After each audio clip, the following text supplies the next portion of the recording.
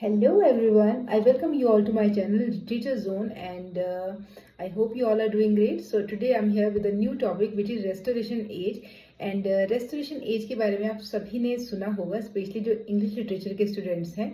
तो specially restoration age में हम आज पढ़ेंगे comedy of manners which is a very prominent feature of this era and as the name itself sounds, the restoration age, in this particular era things were restoring after the Puritan era. Okay, ये चीज I think मुझे लगता है उनको काफी अच्छे समझ में आएगी जो इंग्लिश लिटरेचर के ही स्टूडेंट्स हैं और जिन्होंने इंग्लिश लिटरेचर की हिस्ट्री बहुत अच्छे से पढ़ी है.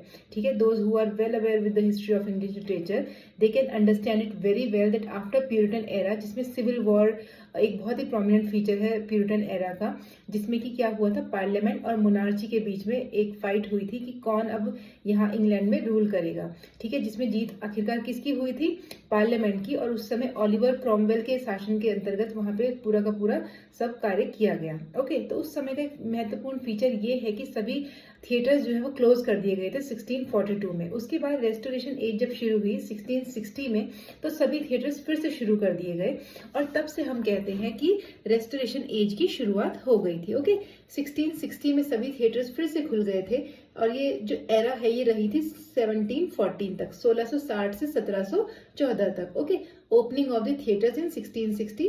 Monarchy one restored under Charles second उस समय राजा बन गए थे. Ended with the death of Queen Anne की मृत्यु के साथ ये रेस्टोरेशन एज खत्म हो गई थी.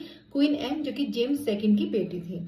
फादर ऑफ रेस्टोरेशन कॉमेडी हम किसको कहते हैं, जॉर्ज एथेरेज को, जिनका सबसे फेमस वर्क है the comical revenge, love in a tub. Okay, restoration comedy is also known as comedy of manners. Okay, comedy of manners इसको हम क्यों बोलते हैं, क्योंकि पर्टिकुलर कॉमेडी जो थी उस समय के जो मैनरिज्म थे, जो चाल चलन था लोगों का, जो पहनावा था, जो भी तरीके थे, उन पे क्या कर रही है, कॉमेडी कर रही है, उन पर सटायर कर रही है, व्यंग्य कर रही है.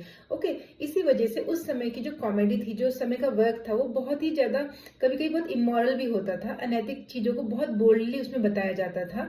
ओके, और उस समय में जो लव होता था, गैम्बलिंग होती थी, लीकर मतलब शराब का जो लोग यूज करते थे, उन सभी चीजों को बहुत ही अनैतिक नहीं माना जाता था, उनको ओपनली बताया जाता था बल्कि उसमें. ठीक है, तो उसके समय के सबसे फेमस वर्क जो है वो हम अब यहाँ डिस्कस करेंगे. बट एक इंपॉर्टेंट फीचर ये, अपरा बेन जो थी उस समय की पहली फीमेल प्ले राइट थी उस समय की, यानी कि रेस्टोरेशन एज की. और जो बहुत ही फेमस राइटर उस समय के हैं वो है विलियम कॉन्ग्रीव, जिनका फेमस वर्क है the way of the world. उसके बाद the man of mode by George Etherege. Okay, the country wife by William Wycherley. तो ये उस समय के बहुत फेमस राइटर्स थे. Okay, thank you so much.